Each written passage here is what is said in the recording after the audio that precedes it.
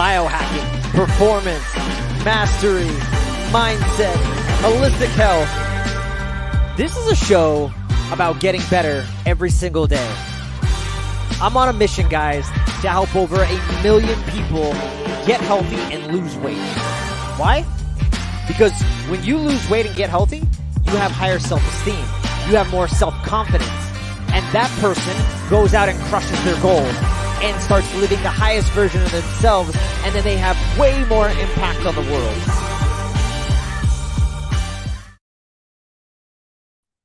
All right, what's up, guys? I'm just going live all day today. I just got done finishing up an amazing podcast with Micah Lowe, the Ozonaut, and then I was about to get a quick snack, and I got to connect with a woman in Dubai. And so it's just really amazing to see where this journey is taking me. And she reached out to me. We were talking about metabolic health and just how we can work together. And I'm just so excited and blessed that I get to do this work and just connect with people from all over the world. And so today, what I want to talk about, though, is ketosis, the keto code. And we're going to talk about the 8 ways. Well, first of all, we're going to talk about what people have been getting wrong when it came to ketosis and ketones being this super fuel. There's a lot of new research now showing that that's probably not the case. That's not actually what's happening. So we're going to talk about that. We're going to talk about the 8 ways that you can actually start unlocking the benefits of ketosis and ketones without having to do crazy things like, pump your body full of like 80% fat diet. What they find is that it's just not sustainable in the long run, and that's why people don't do it. So we're going to get into that. We'll talk about some neat hacks and some things you can do to start unlocking and uncouple this, uncouple the uncoupling mitochondria, and why that actually helps you put you in a body ketosis so that your body's repairing. But there's a lot of things that we didn't know and that we're starting to learn now. So I'm actually sipping some ketones myself. These are exogenous ketones by HVMN. Check them out. They're a really reputable brand, but this is like super fuel, puts you in ketosis right away. So I haven't really eaten anything all day today and been doing that, and now I'm munching on some nuts and chlorella. And I just interviewed Dr. Catherine, she's not a doctor, Catherine Arnston from Energy Bits, chlorella, spirulina company. So we just did that interview. So you can go check her out and see the healing benefits of algae. If you're watching on YouTube or Facebook, you can see I've got a little PowerPoint. If you're here on Instagram, sorry, you're just going to have to listen to me talk. But if you're on any of those channels, you can actually see it, or YouTube, actually, for that matter. So let's get into it and let's talk about what are ketones. So your liver actually produces ketones. And what they saw is that when an animal is either starving or consuming a diet rich in fats, one of the most popular things that they found this was actually back in the 1930s, I believe, but they found that if you restrict someone's carbohydrates and protein and at the time they were doing, I think, like 10% and 10%, and then 80% was fats, they were able to treat seizures, and that had a huge effect on epileptic patients. And so that's how the whole ketosis diet got kind of formed. The big thing was, and what we thought ketones did is that, and then they're generated, let's just say this, in 3 different ways, right? So you can generate ketones from fat, either, a high fat diet, which we just talked about, or in a famine, like you're in starvation mode. And it can actually be developed in the presence of diabetes, metabolic disorder, right? And so that is actually how when they first saw ketones in, I believe, the urine, they thought, oh, this is for people that have diabetes. More research was done by Dr. Richard Veach, and he was a researcher with ketones. And what he noticed is that the liver produces these ketones as an alternative source when glucose isn't available. So when you're not getting a lot of carbs and food is scarce, your body starts to activate another form, which is the ketones, right? And so these ketones appeared to be a super fuel, according to Veach. And it would make sense based on what he saw. So when there's no glucose in the body needs to tap into stored fat for fuel, right? Here's the deal, though, guys. And some of these keto people, they go down this path and it's got to be ketosis and keto this and keto that, and ketones are just so amazing. At the end of the day, guys, guess what? The brain needs glucose. It does. It does. Sorry, but it does. And so ketones can only provide up to 60 to 70% of your brain's actual total energy. It needs glucose to run. Okay.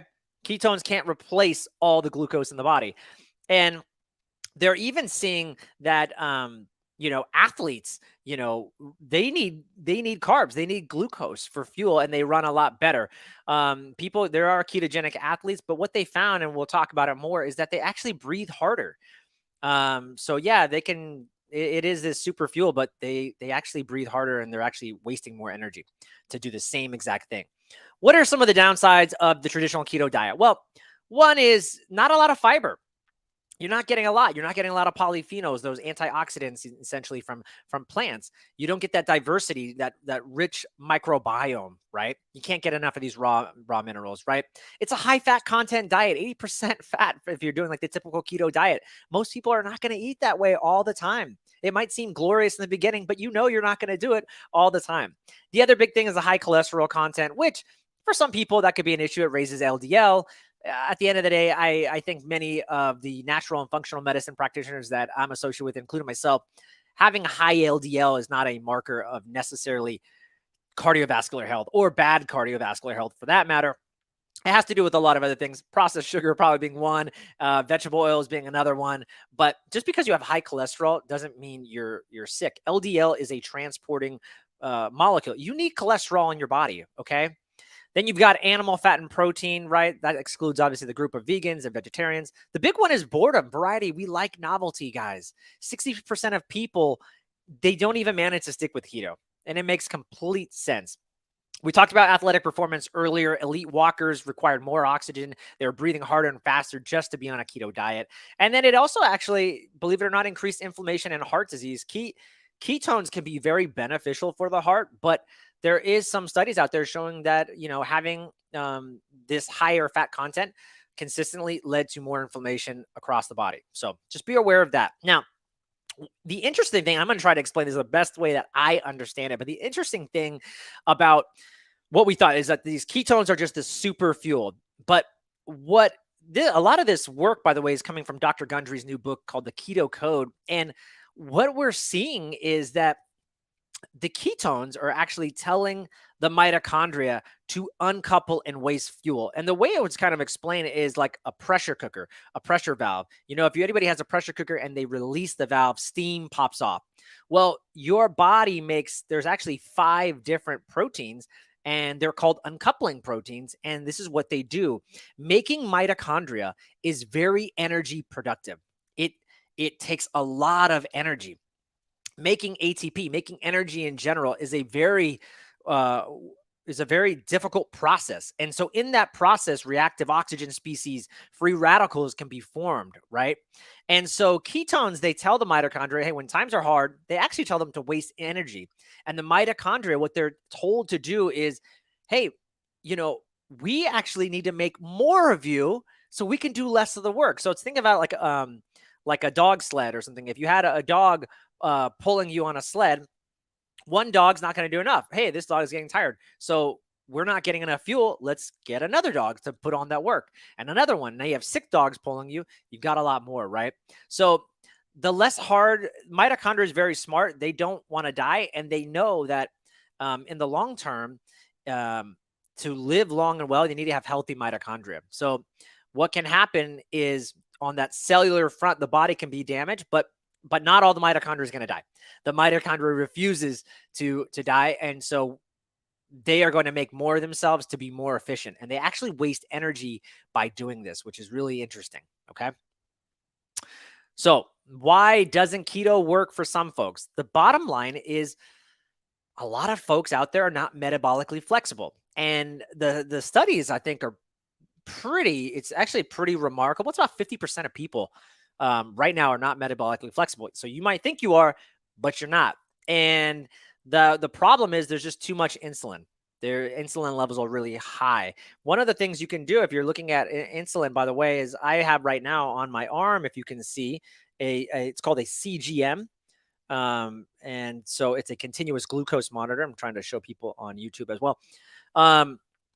It's a continuous glucose monitor. It actually, like, it syncs up with my phone. I just put it up and it tells me in real time what my glucose is doing. And so it's a nice way. You might think, again, you're really healthy. Well, and glucose isn't everything, but how is glucose responding to your body? How are these food spikes happening? How are they responding to your body, right? So when you have ample stores of fat, but no way to release them because insulin's high, well, you're going to have a really tough time burning free fatty acids and unlocking essentially those ketones, right? So high insulin levels at the end of the day, they block fat release and the production of ketones, right? So here's the power of uncoupling. This was the interesting part, and like that threw me off with this new research, is that mitochondria actually gets wasted. In normal people, mitochondria is wasted about 30. This is normal functioning folks, by the way. It's about 30% of the time of all incoming fuel it's a waste. And so making energy, like I mentioned earlier, it can be difficult. There's a lot of free radicals that are produced and in this process. And so what the body does is it creates these emergency exits for protons and electrons to just escape, kind of like we talked about that pressure cooker. And this is part of the uncoupling process. And in this uncoupling process, you actually have, the way Dr. Gundry talks about it is there's this mito club. Like, imagine there's all these protons and electrons and they're coupling, they're meeting together in a club. Well, the club gets really packed and it gets rowdy. And so a bouncer, somebody has to actually open a door to release some steam, right? To let these guys go. And the bouncers that do this it's really interesting, are melatonin and glutathione. Now, glutathione is always touted as one of the premier, the master antioxidant in your body. And that's great. It is. Melatonin, though, I don't think it's enough credit, and we're learning more and more melatonin. I just interviewed, he's if you look at Dr. Mitozen on Instagram, but Dr. John Lawrence, he's got an amazing book called Melatonin. I just interviewed him, and he's doing doses of 100 to 200 milligrams, even 600 milligrams of melatonin, and seeing amazing results with clients that are suffering from autoimmunities and things of that nature. And so it's really interesting. I think we've even got melatonin wrong. We think of it only as a sleep or hormone to get us into sleep, but what it's really doing is it's cleaning up the cell process. There's a really great study done with the C virus and melatonin showing the powerful effects, and melatonin has antioxidant effects as well as effects on your nervous system, and so creating that more parasympathetic, relaxing nervous system. So that's huge. So these bouncers, they open up these emergency exits, and they're really critical in this process because they allow these electrons to then uncouple and form more mitochondria. And so they can he calls it building another club, build another mitochondrial club, essentially build more mitochondria to do more of the work, because there's not enough mitochondria that can fit in this one location. And so this is the power of uncoupling, and this is how ketosis really works. Not just that it's some super fuel that we've all been told. Ketones, yes, it can be, but it's just the process that we understood was not. So I'm going to dive into the keys that unlock the keto code. There's 8 of them. These are going to be super helpful. I think you guys are going to like these. So let's start it off. Here's the big one: intermittent fasting or time-restricted eating. There's been a lot of talk recently in is fasting good? I just interviewed Rob Wolf. We were talking about it on the podcast. He thinks fasting is going to be in the next 20 years, we'll see it was a complete waste of time. And he just thinks that, hey, the amount of time we actually spend fasting, you would need to do like 24 to like 36-hour fast to really get like the benefits of fasting. But to do this like 16-8 kind of thing, you're just suffering yourself every day, and you're not getting the effects of mTOR and IGF-1 that most people think. But there's a lot of good studies, guys, pointing to at least time-restricted eating.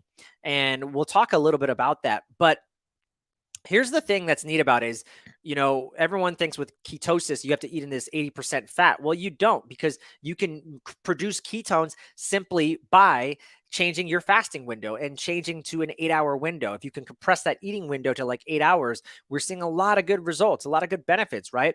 Glucose stores in your body, that lasts for about 12 hours on average. So that's a magical number. I always recommend for all my clients, you got to fast for at least 12 hours. That's just a bare minimum. If you want to do more, you can. For some people, it can be detrimental depending on what their goals are. If it's muscle goals or even women and hormones, right? It can be detrimental. So we have to be careful. There's a balance for sure. mice, they did a couple studies with mice, but I think the really interesting one is the one with the Italian cyclist that was recently done. But they did a study with mice showing that, hey, if we at least just reduce calories, and they reduced calories by 30%. They had a couple groups, and one set of mice received 30% less calories than the other ones. And what they saw was there was actually a 30% increase in longevity. Okay, cool. The other mice, all they did was condense their eating window and to like an 8-hour window, same amount of calories as the other group, and their longevity increased by 11%, which is pretty darn amazing. So you don't have to calorically restrict yourself and deprive yourself for the rest of your life so that you can live longer. You can just compress your eating window and still get an 11% benefit, which is pretty huge. The other big one is this study done with time-restricted eating and with Italian cyclists. So the neat thing about this is we've seen all these rat studies. What about human studies? I'm sure everyone wants to know. So here's the thing. They had one group of Italian cyclists. These are elite athletes, and this was done over a 3-month period. And they had one group eat at 8 a.m. to 8 p.m. Okay? And they had, so a 12-hour period. Then they had the other group eat in a 7-hour window. And what they saw is that the group that ate in a 7-hour window, they had more muscle mass, more fat loss, and a reduction in IGF-1, which right now is our best indicator of growth, of like showing that we're growing. IGF-1 is critical for babies and people to grow, right? And so it's imperative at a younger age, but there's some thoughts that think we want to actually limit our IGF-1 as we age. Now, some people don't always agree with that, but they see a lot of metabolic issues with IGF-1 being too high. And there's a lot of correlation, at least they believe, with cancer and IGF-1. Again, some people go back and forth on that. So it's interesting. The second big one we want to talk about, if you want to unlock this keto code, is polyphenols. Okay. What are polyphenols? They are a special micronutrient, and they're found in compounds such as plants, leaves, fruits, seeds. They provide all these anti-aging benefits, and they protect your cells from oxidation. They encourage your blood vessels to remain flexible. They keep your blood pressure in check. They reduce inflammation. They help control blood sugar, right? They're going to protect against cancer, Alzheimer, cognitive decline, all these things. And it's not the antioxidants that we've believed for this whole time that this is what makes them so powerful. It's actually the polyphenols uncouple mitochondria, guys. It's coming back to this uncoupling, which is why we talked about that earlier. You can find polyphenols in a lot of things, coffee being one, tea, cacao, berries, pomegranates, anything dark colored like grapes, spinach, kale, red cabbage, grains, and a lot of these medicinal herbs and spices, which is why I'm a big fan of things like rosemary, thyme, oregano, all these spices throw on my meats. Number three, the number three big idea is dietary fiber. So when your gut bacteria is consuming things like prebiotic foods, they ferment them and they create these postbiotics they create these signaling compounds such as acetate and butyrate. You find acetate in things like apple cider vinegar, which I'm going to do a health hack on Friday talking about this. Butyrate found in things like butter, right? At the end of the day, there's a lot of studies showing that a lack of fiber is associated with poor health. And the neat thing also about butyrate is it's a mitochondrial uncoupler, and it's a building block for helping build those ketones that we're all out there looking for. So acetate, acid, also known as vinegar, it creates these postbiotics, and it's going to help make the ketones as an uncoupler. A lot of people talk about apple cider vinegar being such a huge health benefit, and they want to eat it before. It's great. It actually helps blood glucose. And like I said, I'm going to talk about this Friday, and we'll do a live on apple cider vinegar and how it can help with weight loss. But one of the biggest powerful things is the polyphenols that help uncouple mitochondria, and that makes you burn fat better. The fourth big one, fermented fiber. Okay. The fermentation, the byproducts, they promote more mitochondrial uncoupling. Fermentation, this process can also make MCTs, other short chain fatty acids like acetate, butyrate, propionate, and malic acid.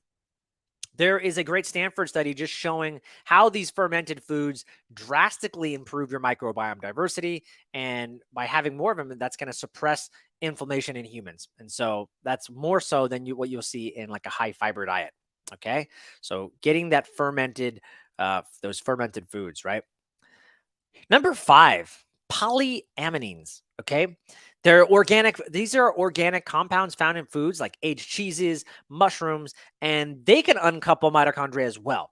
Okay. We see a lot of these polyamines in things like cheeses, believe it or not, goat and sheep cheese, milk cheeses. They all have these really good source of MCTs. And what they found actually in centenarians, that centenarians had high amounts. Centenarians, people that live up 100 plus years old, they had high amounts of polyamines in them. And these polyamines have been found to protect heart disease, age-related memory loss. And there was actually another study done with rodents and showed that these rodents live 25% longer than the other ones, the control group that did not. So polyamines, where can you get them? You can get them in nuts, seeds, shellfish, soybeans, tea leaves, fermented foods like miso, natto, and soy sauce. Okay.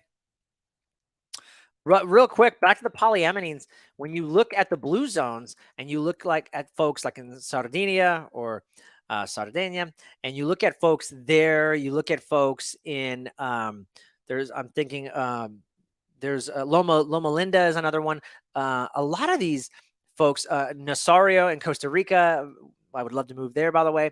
Believe it or not, there's a lot of farming community there, and they have a lot of there are a lot of farmers, sheep herders, and so guess what? They're consuming a lot of these MCTs, and it's just interesting now how we can tie this back. So MCTs, one of the big things I think for me was really looking at sheep's milk and cheeses and goat milk with the source of MCTs can be really, really powerful. The number 6, before I go into number 6, let's talk about MCTs being the goat of ketosis, and really a nice little hack. And I used to do a lot of bulletproof coffee and put MCT oil in my coffee. And now I do a lot of black coffee. Sometimes I'll do the bulletproof, but not as much. Now I'm starting to think and get more bullish on MCTs after reading this new book and some of the research that's been laid out. But MCTs are such a great hack. You can literally, just a tablespoon will start to bump you into ketosis and allow your body to make these ketones. And you could even have like a bowl of fruit and actually hack your way from doing this by adding these the MCT oil. So there was a study out of Columbia University, compared 2 groups eating the same amount of calories. This is huge, guys. One group had olive oil, the other group had MCT oil, and the big difference is the calories were exactly the same. So anybody talking about calories in, calories out, you might be mistaken. And guess what? The group that had the olive oil and versus the MCT oil group actually lost 3.7 pounds more. Same calories. All they did was add MCT oil. So MCTs, they're going to generate the amount of ketones, the same amount actually, as you would get from fasting or eating some traditional keto diet. So what a great hack. What a great way that you can do it, which is why I am drinking some ketones, thanks to courtesy of HVMN, which I just did a podcast with those guys. It'll be out in probably a month or so. HVMN is a supplement company, and they're a very reputable brand, and it's health via modern nutrition is what the acronym stands for. All right. We're going to wrap it up. There's only 2 more to talk about. Key number 6, cold temperatures. You guys know about this already. It produces proteins that are going to help upregulate the metabolism, and it's a mitochondrial uncoupler. We talk about brown fat and beige or white fat. White fat is like that visceral fat, that white fat that we have all over our body. And babies use this brown fat to actually shiver and keep them warm, and it creates this thermogenic effect in the body. Really useful. And so the same thing, we have it in our upper shoulders, actually. And I believe there's some just surrounding the gut area. And so if you can trigger this through cold, the cold will trigger the brown fat to create thermogenesis, cause mitochondrial uncoupling, heat up your body. And so that's going to produce ketones. That's going to produce weight loss, which a lot of us want. And so that's a really nice hack, which is why people like cryotherapy or cold plunges, right? The opposite of that is number 7. Key number 7, hot temperatures. if you check out a podcast, I did a couple of good podcasts, one on with saunas with Raleigh Duncan, Dr. Raleigh Duncan, and then another podcast I did with red light therapy guru, Dr. Michael, God, what's his last name? He owns a BioLight, Griskowski, I think is his name. I can't say his last name. Great guy and has a lot of knowledge, but these hot temperatures, what they can do is they can create heat shock proteins in the body. Again, it's a hermetic effect. It creates this hormesis, which makes your body more resilient. It actually can be it's a stressor on your body, but the hormesis creates these heat shock proteins, which release, and that also causes mitochondrial uncoupling, which is why it's so powerful, because it creates that mitochondrial uncoupling, which can again then lead to weight loss and many of the things that we're looking for, right? And then the last big one, and I just mentioned it earlier, is red light therapy. Certain spectrums of red light therapy can actually signal the mitochondria to uncouple, produce ATP. There was a great study done showing people on a bike, I believe, had like a 333% increase in weight loss when they had red light therapy being emitted to them while they're riding a bike. They also see a lot of good effects with this hyperthermia and brains and brain health and neural signaling. So these high temperatures have been shown to help optimize neural signaling and help a lot of folks in that realm. All right, guys, I've been going for about 26 minutes. I want to wrap it up. I hope these were helpful for you, and it gave you a little bit of ways of like how you can maximize ketosis in your own life and in your own diet if it's something that you're trying to implement. I just want to remind everybody that if you're interested in, I am a health coach and I look at the body in a holistic sense and getting people more balanced holistically. And so if you're interested in embarking on, I have an amazing weight loss program and seeing a lot of good results with folks. So if you're interested in one-on-one coaching, or you just have some one-off things like gut health, or you want to detox from heavy metals or anything like that, please reach out to me. Shoot me an email, info@joelevancoaching.com, info@joelevancoaching.com. You can go check out my website, Joel Evan Coaching, as well. Or just shoot me a DM on Instagram and say, hey, you saw this live and you want to learn more. And if I can help you and I'm the guy, I'm happy to be that person. And if not, no worries. We live in an abundant life and I'm here for everybody. And hopefully some of this content is just going to be helpful nonetheless. So that's it for this this weekly Wednesday weight loss Wednesday. Have a great day, guys. Go crush it. Have an amazing week.